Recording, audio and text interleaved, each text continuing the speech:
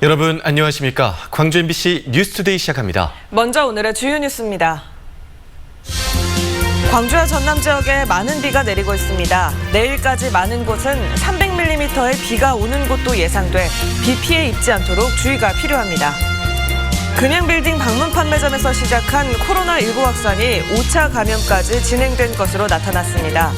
감염 경로가 뚜렷하지 않은 161번째 확진자가 광주 하남 성심병원에서 입원 치료한 사실이 알려지면서 광주시가 긴장하고 있습니다. 광주 세계수영선수권대회가 끝난 지 1년이 됐지만 메가스포츠 이벤트 개최 이후 유산으로 남겨진 사업들은 여전히 지지부진하다는 지적입니다. 고위공직자범죄수사처 출범 시한이 오는 15일로 다가왔는데 출범할 수 있을지 여부가 불투명합니다. 이슈인투데이에서 공수처를 둘러싼 쟁점과 전망을 들어봅니다. 금양오피스텔 방문 판매점에서 시작된 광주 코로나19 재확산이 5차 감염까지 진행된 것으로 확인됐습니다. 최근 발생한 161번째 확진자가 그 감염원이 뚜렷하지 않은 가운데 지난주 하남 성심병원에서 입원 치료를 받은 것으로 드러나 방역당국이 긴장하고 있습니다. 김철원 기자가 전해드립니다. 전남대 스포츠센터에서 진행된 배드민턴 동호회 경기 관련 확진자들이 계속 늘고 있습니다. 76번째 확진자와 6월 30일, 7월 1일 경기를 치렀던 동호회원 5명이 확진된 데 이어 이들 회원들의 가족 3명도 추가 확진된 것으로 나타났습니다. 광주시는 앞으로 2주 동안 생활체육 동호회 경기와 실내 집단운동을 전면 금지하는 행정명령을 발동했습니다. 17개 대학이 운영하는 체육관과 각종 실내 체육시설 운영 중단 행정조치를 7월 25일까지 시행합니다. 금양빌딩 방문 판매점에서 시작한 N차 감염은 현재 5차까지 진행된 것으로 확인됐습니다. 금양빌딩을 다녀온 아내가 남편을, 이 남편이 자신의 친구를, 이 친구가 다른 배드민턴 동호 회원을, 그리고 이 회원이 다시 자신의 가족을 감염시킨 것입니다. 광주 고시학원 수강생의 경우도 금양빌딩에서 시작해 계산할 경우 5차 감염의 피해자가 됩니다. 가장 많은 전파를 일으킨 것은 금양빌딩에서 사랑교회 쪽에서 사랑교회 교인이 사우나와 SM 사우나로 퍼뜨리고 사우나에서 고시학원으로 가고 고시학원에서 첨단 고시학원까지 이제 장소가 넓혀지지 않았나 싶고요. 광주시는 가장 최근의 확진자인 161번째 확진자의 감염 경로를 예의주시하고 있습니다. 증상 발현 이전 광주 하남 성심병원에 닷새 동안 치료를 받았기 때문인데 위험도 평가를 진행하고 있습니다. 한편 현재 확진자 가운데 산소호흡기를 쓰고 있는 중증 환자는 3명으로 늘었고 10명은 완치돼 퇴원했습니다. MBC 뉴스 김철원입니다. 코로나19가 재확산되고 있는 광주에서 교회 3곳 중에 2곳이 어제 현장 예배를 진행한 것으로 나타났습니다. 광주시에 따르면 광주 지역 교회 1,492곳 가운데 어제 주일 예배를 진행한 곳은 62%인 966곳으로 집계됐습니다. 현재 사회적 거리두기 2단계가 시행 중이어서 실내 50인 이상의 행사가 전면 금지된 가운데 현장 예배를 한 교회는 모두 50인 미만으로 진행했고 발열 체크와 마스크 착용 등의 방역 수칙을 지킨 사실을 확인했다고 광주시는 밝혔습니다. 현재 큰 비가 쏟아지고 있습니다. 레이더 영상 보시면 장마 전선 부근에서 비구름대가 강하게 발달하면서 광주 전남 모든 지역에서 비가 쏟아지고 있고요. 일부 지역에서는 시간당 20mm 안팎의 세찬 비가 내리고 있습니다. 비가 내리면서 특보도 내려진 상태입니다. 신안군에는 호우경보가 내려졌고요. 그 밖에 광주와 전남 모든 지역에는 호우주의보가 내려진 상태입니다. 서해안 지역에서는 강풍특보마저 내려진 가운데 바람마저 강하게 불고 있습니다. 이번 비는 내일 오후까지 이어지겠습니다. 예상되는 강수량은 광주 전남 지역에서 30에서 80mm고요. 남해안과 지리산 부근에서는 50에서 100mm의 비가 예상됩니다. 특히 오늘 오전 중에 매우 강하고 많은 비가 예상되는 만큼 오전 출근길 교통안전에 주의하셔야겠고요. 침수 피해 없도록 주의하셔야겠습니다. 날씨 정보였습니다. 전라남도 내 벼재배 농가의 농작물 재해보험 가입률이 74%로 지난해 대비 67% 상승했습니다. 시군별로는 영광군이 98%로 가장 높은 가입률을 보였고 강진군, 장흥군이 그 뒤를 이었습니다. 도는 지난해에 잇따른 가을 태풍으로 농가들이 큰 피해를 입었다며 하반기에 판매할 마늘과 양파 등도 판매 시기에 맞춰 보험에 꼭 가입할 것을 당부했습니다. 지구촌 스포츠 축제인 세계 수영대회가 광주에서 열린 지 어느덧 1년이 됐습니다. 저비용 고효율 구조로 대회를 성공리에 치렀다는 평가를 받았지만 메가스포츠 이벤트 개최 이후 유산으로 남겨진 사업들은 여전히 지지부진하다는 지적을 받고 있습니다. 이계상 기자입니다. 평화의 물결 속으로라는 슬로건 아래 지구촌 194개 나라 선수들이 광주 세계 수영 선수권 대회에 참가했습니다. 세계 수영대회 역사상 최대 규모였습니다. 수영 불모지나 다름없던 광주에서 대한민국 최초로 치러졌지만 9개의 세계 신기록이 쏟아지고 경기 운영도 긍정적인 평가를 받았습니다.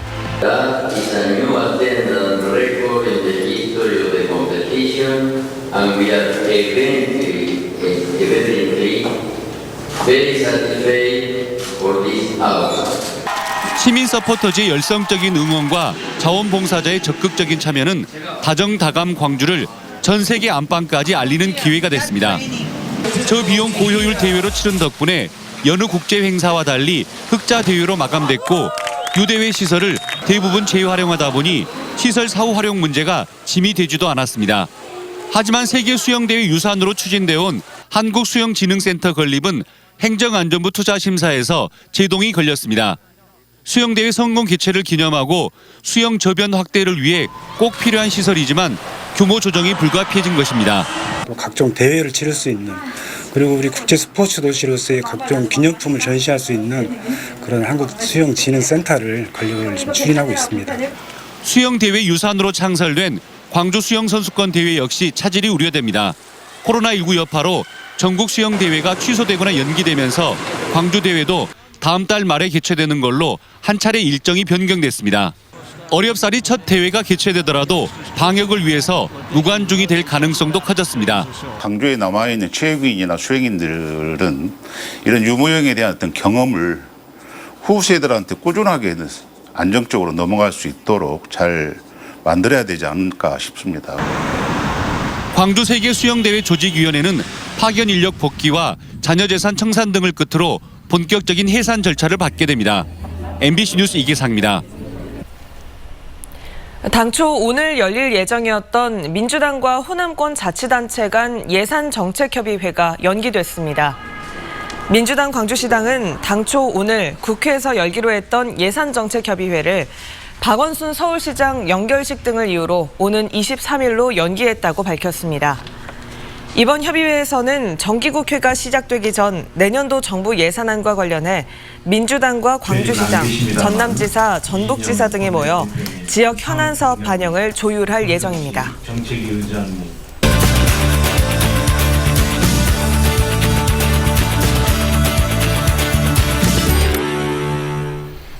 고위공직자 범죄수사처, 줄여서 공수처라고 부르죠.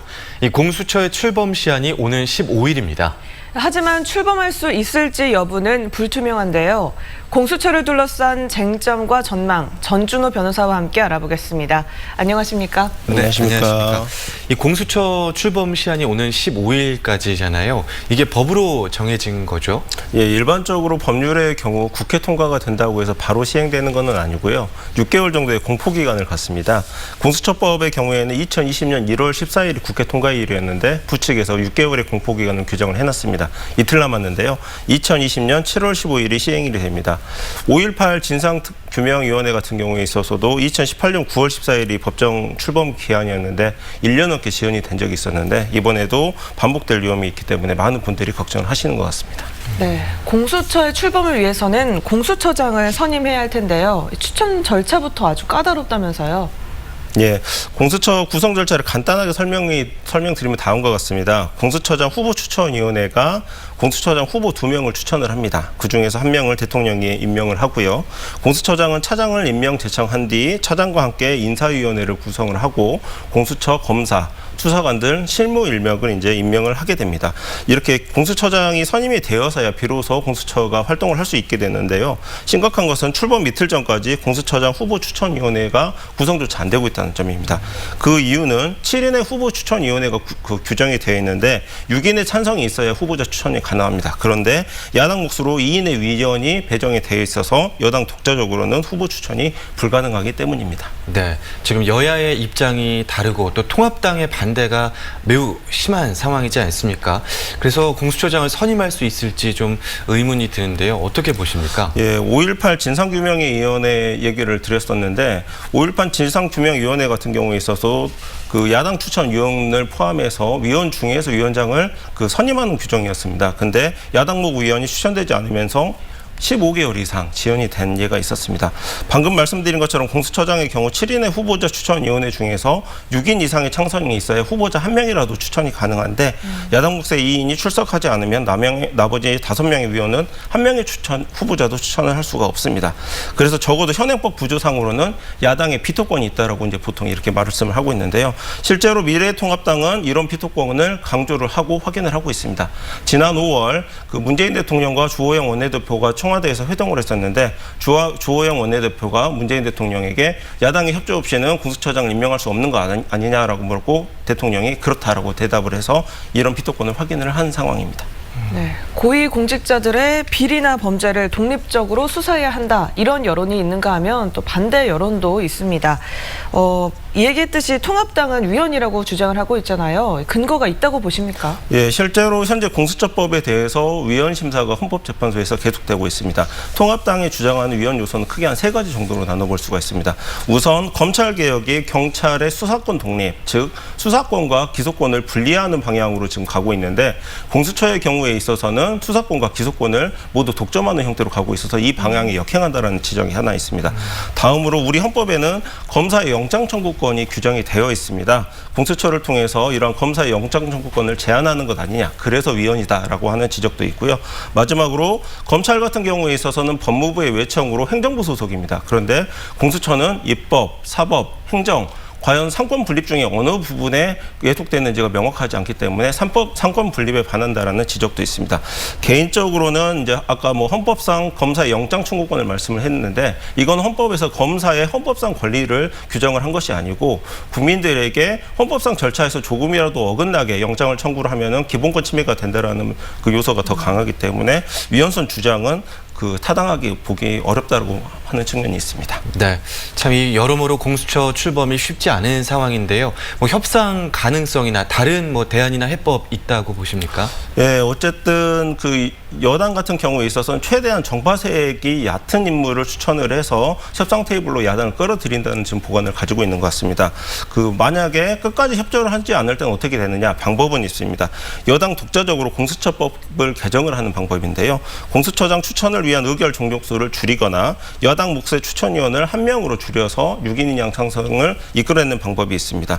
백혜련 의원 같은 경우에 있어서는 위와 같은 법 개정보다 간이한 방법으로 공수처장 후보 추천위원회에서 운영한 개정을 통해서 야당이 반대할 경우에 야당이 아닌 다른 교섭단체에서 후보자 추천을 받는 방안을 지금 고민을 하고 있습니다.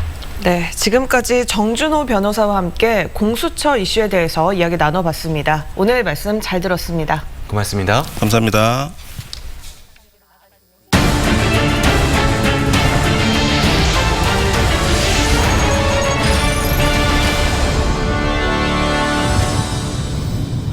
김한종 의장이 꾸려갈 후반기 전라남도 의회, 도민과의 소통 강화를 선언하며 변화를 예고하고 있습니다. 새로운 시책도 추진하고 있는데요. 이에 대해 곱지 않은 정치적 해석이 나오고 있습니다. 양현승 기자입니다. 후반기 전남도의회를 이끌게 될 김한종 의장. 전남 22개 시군에서 모인 의원들에게 정치적인 목표를 이루게 하겠다고 약속했습니다. 여기 계신 의원님들 12대 의회의 입성의 정치적 발판을 만드는 것을 제1의 목표로 하고 있습니다. 의정활동 홍보와 도민 소통을 강화하기 위해 전남도의회에 대변인을 신설해 언론과의 소통을 늘리겠다고 했지만 의회 사무처 홍보 기능과 겹쳐 있어 역할이 애매합니다. 원내대표도 신설할 예정이지만 과거 다당제 시절에도 유명무실했던 직제가 민주당이 독점하고 있는 구도에서 필요하냐는 의문이 있습니다. 22개 시군의 전남도의회에 민원소통실을 개설하겠다는 계획도 논란거리. 예산은 차치하고라도 민원이 시군 기초의회 역할과 겹칠 가능성이 크고 복수의 도의원이 활동 중인 지역에서는 사무실 위치와 운영 책임을 놓고 의원 간 시비에 휩싸일 공산이 큽니다.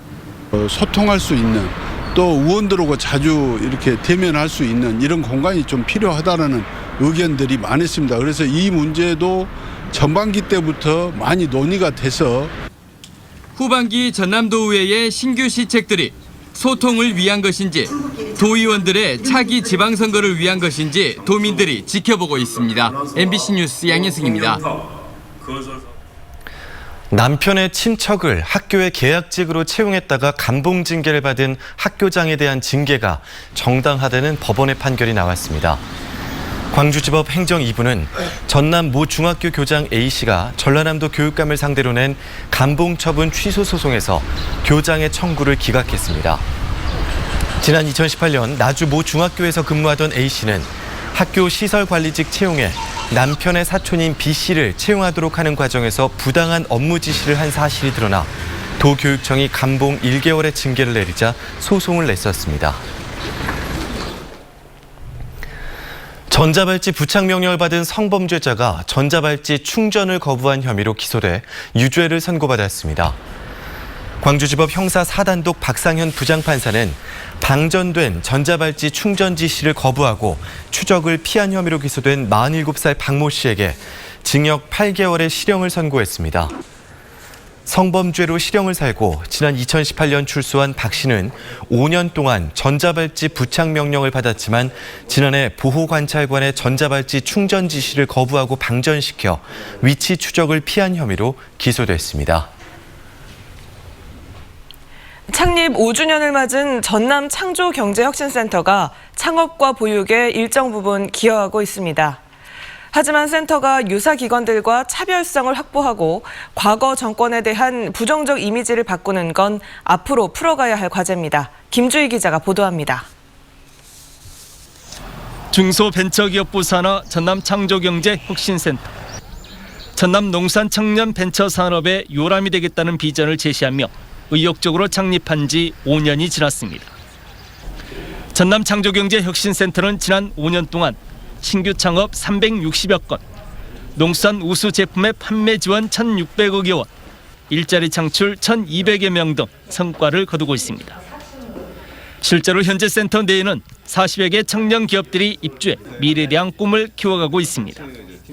초기 창업을 하고 나서 그게 끝이 아니라 창업을 한 이후에 이제 그 한 단계씩을 밟아가는 사업화를 밟아가는 단계를 지원을 받을 수가 있어가지고 그 부분들이 가장 좀 좋았던 것 같습니다. 특히 창업에서부터 상품 개발, 마지막 판로까지 지원하면서 좋은 평가도 받고 있습니다. 또 다양한 제품으로 또 구성할 수 있겠다라는 판단이 있었고요. 불안한 마음이 있었습니다. 근데 이제 여기 입주하고 나서 보니까 그 불안한 마음이 어떻게 보면 또 자신감으로 좀 바뀐 것 같습니다. 센터 측은 올해 전남 창업 보육, 지역 농산 상품과 관광 상품 판로 지원의 허브가 될 수 있도록 센터의 역할을 더욱 강화해 나갈 계획입니다. 전남의 약간 약한 부분의 창업과 보육에 대해서도 조금 전남의 전체 산업을 저희들이 이끌어간다는 취지로 센터가 크게 역할을 해서 전남 경제 발전에 기여하도록 하겠습니다. 하지만 이 같은 성과 속에는 여전히 풀어야 할 과제도 있습니다. 전남 테크노파크 등 지자체, 정부 산하 기관들과 기능적 측면에서의 차별성을 먼저 확보해야 합니다. 과거 정권의 산물이라는 부정적 이미지를 털어내는 것 역시 앞으로 풀어가야 할 하나의 과제입니다. 개원 5주년을 맞은 전남 창조경제혁신센터. 정부와 전남도의 전략 방향에 맞춰 전남의 맞춤형 창업기관으로 성공적으로 혁신을 이어갈 수 있을지 새로운 시험대에 올랐습니다. MBC 뉴스 김주입니다. 각종 전시관과 휴양림, 수석 정원이 어우러진 복합문화예술단지가 신안군 자은도에 조성돼 다음 달 개장될 예정입니다. 넓은 해변과도 인접해 있는 데다 오토 캠핑장도 조성돼 있어 섬 여행 계획하는 분들에게 한 번쯤 권하고픈 장소입니다. 김윤 기자가 취재했습니다.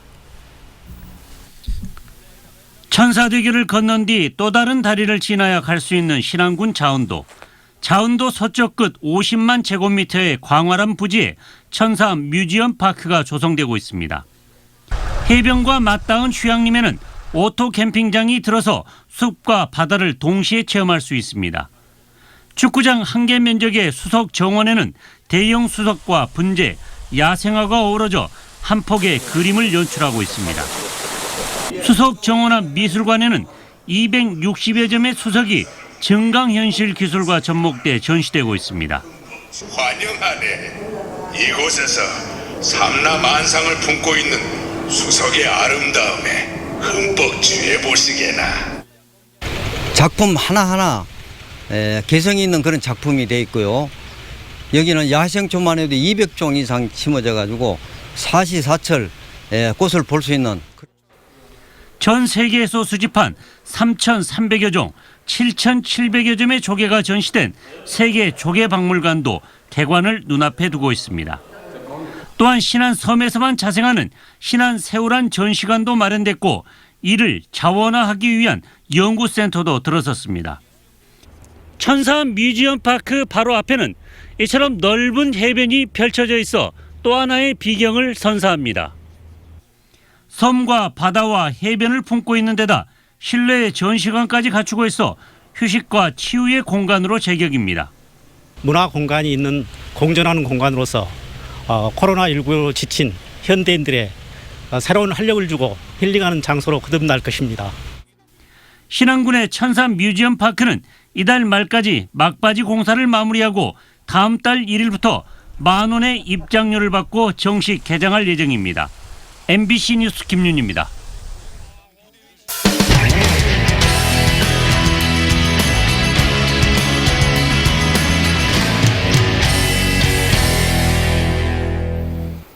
전두환 기념물을 청산하라는 시민사회단체의 요구에 경남 지역 자치단체들이 조금씩 변화의 움직임을 보이고 있습니다. 창원시는 화합의 탑 안내판을 교체하기로 했고 합천구는 생가 안내문을 수정하기로 했습니다. MBC 경남 신동식 기자입니다. 창원시가 창원 NC파크 마산구장에 세워진 화합의 탑에 전두환 추앙 비문을 교체합니다. 당초 창원시는 비문에 대통령 각하 내외분 글자가 보이지 않도록 덧씌우기를 하려고 했지만 최근 방침을 바꿔 비석을 철거하고 새로운 내용의 안내판을 세우기로 했습니다. 그런 문구를 함부로 게재하는 것은 또 다른 논쟁의 거리가 있을 수 있기 때문에 전문가 자문을 한번 받아서. 합천구는 전두환 생가는 역사 교육회장으로 활용 가치가 있어 보존하는 대신 안내판 내용은 수정하기로 했습니다. 그동안 안내판은 일부 내용이 역사적 사실과 다르다는 지적을 받았습니다. 가장 민감하신 게 이제 그 12.12 사태 그런 부분이니까 그때도 이제 있는 사실만 저희들이 이제 그 정도까지는 생각을 하고 있습니다. 일회공원 명칭 변경은 명칭 결정 과정과 같이 국민들의 의견 수렴과 공론화의 과정을 거쳐 국민 정서에 부합되는 합리적인 방안을 도출하도록 검토하겠다고 밝혔습니다. 군청 내 기념식수 표지석은 재임 당시 방문에 따른 역사적 기록으로 보아 다각적인 검토를 거친 후 존치 여부를 결정할 계획입니다. 적폐청산과 민주사회건설 경남운동본부와 진보당 경남도당은 경남에서 전두환 적폐 청산에 전환점을 마련했다며 환영했습니다. 전두환에 대한 기념물이라든가 칭송하는 여러 가지 비문, 현판 이런 부분들을 빨리 이제 철거하고 역사를 바로 세울 수 있도록. 시민사회단체는 아울러 경상남도와 의회에 전두환 동생 전경환의 기념식수 표지판 철거와 전직 대통령 기념사업 지원조례 개정을 다시 한번 요청했습니다. MBC 뉴스 신동식입니다. 청정 환경을 자랑해온 제주의 해안을 최근 구멍갈파래라는 바다식물이 점령하는 바람에 해안이 몸살을 앓고 있는데요. 양식장들이 바다로 오염물질을 쏟아내는데도 제주도가 제대로 단속하지 않았기 때문이라는 주장이 제기됐습니다. 제주 MBC 조인호 기자입니다. 하얀 모래로 이름난 해수욕장을 시퍼런 바다식물들이 긴 띠를 이루며 뒤덮었습니다. 곳곳에 쌓인 채 썩어가면서 심한 악취를 풍기고 바닷속 양분을 독차지해 다른 생물의 생존까지 위협하는 구멍갈파래입니다. 또 다른 해수욕장에도 구멍갈파래가 쌓여있기는 마찬가지. 제주의 푸른 바다를 보러 온 관광객들은 실망스럽기만 합니다. 아무래도 깨끗했던 게 사진을 찍거나 들어갔을 때도 훨씬 더 좋은데 지금은 조금 파래가 있어서 조금 지저분한 느낌이 없지 않아 있는 것 같아요. 녹색연합이 최근 제주 연안 80곳을 조사한 결과 63곳에서 구멍갈파래가 급증한 것으로 확인됐습니다. 특히 구멍갈파래가 심각한 지역은 제주 동부와 서부 해안의 넙치 양식장 밀집 지역과 일치했습니다. 양식장에서 쓰던 물을 바다로 흘려보내는 곳인데요. 여기에 섞인 사료 찌꺼기와 물고기 배설물이 양분이 되면서 구멍갈파래가 빠르게 확산되고 있다는 겁니다. 제주도 보건환경연구원은 2017년 양식장 배출수의 인성분이 구멍갈파래 급증의 원인이라는 연구 결과를 발표했습니다. 하지만 정작 배출수 수질 기준에는 인이 포함되지 않은 데다 위반해도 3번까지는 과태료만 물리고 4번 위반해야 영업이 정지됩니다. 이 공공재에 대해서 이제 그걸 통해서 이윤을 취하고 있는 양식 업체들은 도덕적 해이를 갖고 있고 도에서는 형식적인 관리만 하고 있어서 좀 직무유기라고 생각하고 제주 지역 양식장은 464곳으로 20년 전에 4배로 늘어 국내 넙치 생산량의 60%를 생산하고 있습니다. 하지만 관리는 허술하다 보니 제주의 청정 바다를 오염시킨다는 논란이 끊이지 않고 있습니다. MBC 뉴스 조인호입니다. 올해 FTA 피해 지원금 지급 대상 품목으로 돼지가 확정되면서 전라남도가 이달 말까지 돼지 사육 농가를 대상으로 FTA 피해 보전 직불금과 폐업 지원금 신청을 받습니다.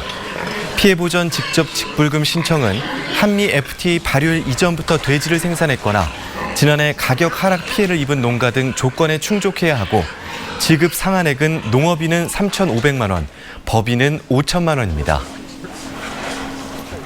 현재 우리 지역에 세찬비가 쏟아지고 있습니다. 현재 레이더 영상 보시면 장마 전선 부근에서 강한 비구름대가 발달하면서 광주와 전남 모든 지역에서 비가 쏟아지고 있는 상태고요. 레이더 영상에서 붉은색으로 보이는 곳곳에서는 시간당 10에서 20mm 안팎의 비교적 강한 비가 내리고 있습니다.